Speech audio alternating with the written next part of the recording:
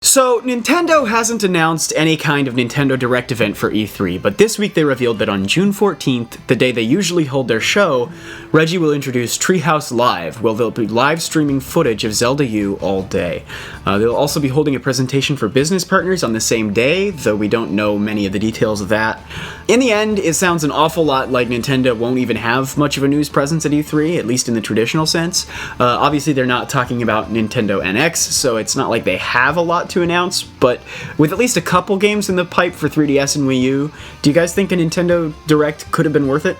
Or at least maybe bringing other games to the floor?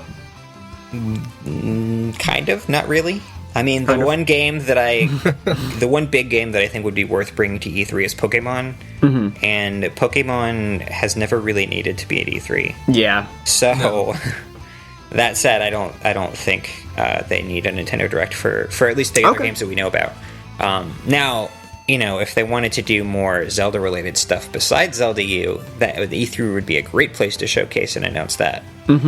I've heard talk of like a Skyward Sword HD, which I think should totally happen, would be a great send-off for Wii U's legacy, Zelda-wise. I'd still rather see Ocarina of Time HD, but that's just me. Oh, I mean, I'd love that. That would be my number one preference, but I don't think that's happening, or at least not in the way that I'd like it to happen. And then they could release it on the same day as Final Fantasy VII. Oh my god!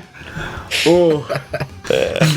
I kind of wonder if Nintendo just doesn't want to trot out a mediocre E3 lineup for 2 years in a row, just because they got such a backlash last year with how subpar their E3 performance was. So, I guess maybe they're thinking, let's just focus on the one really good card we have, being Zelda, and just go all in on that. But I don't know, I kind of wonder how entertaining an all-day live stream of Zelda is going to be. It's interesting, too, because so many companies are, like, dropping out of E3 this year, where, we see, like, EA's hosting their own thing, Disney's hosting their own thing. So, Nintendo's E3 presence might be reduced significantly from last year, but we'll have to see, how much more significantly Nintendo's is reduced compared to E3's presence as a whole. We may find out that this year's E3 just is proportionately as unexciting for everyone as it is for Nintendo, and so by proxy, Nintendo may not disappoint people.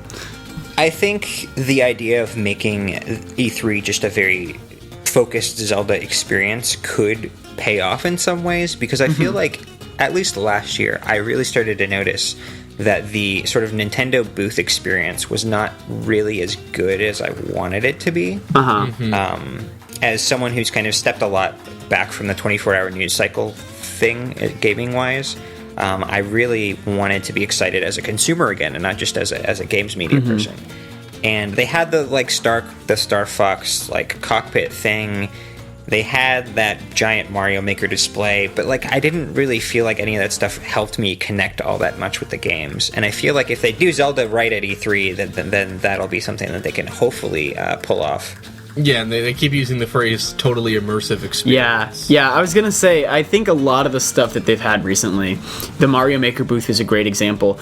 There was such a big presence, but it was all just set decoration. It wasn't it didn't contribute in any meaningful way.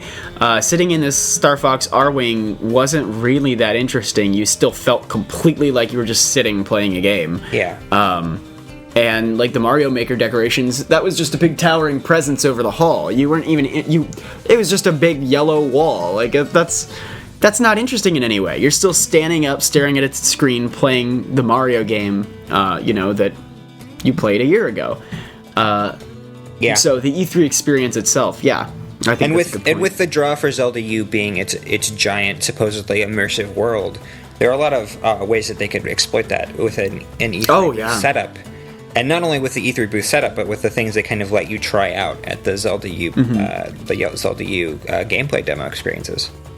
What if they use their entire floor space to just make a real-life Zelda dungeon, and at the end is your demo session, and it's a little cave in a room? That actually, cave. That's what I was thinking. I was kind of thinking it'll be set up like Hyrule Field. Yeah, I think that's more likely. Various structures and things on the overworld, but I mean, we've seen other companies do things very similar to that, making you walk through a castle, or a big cavern, right? And I'd hope they design it in such a way that it's a really great tease, where it shows you just enough so that there's stuff kind of beyond the horizon, but not so much that you've seen all the settings the game has to offer.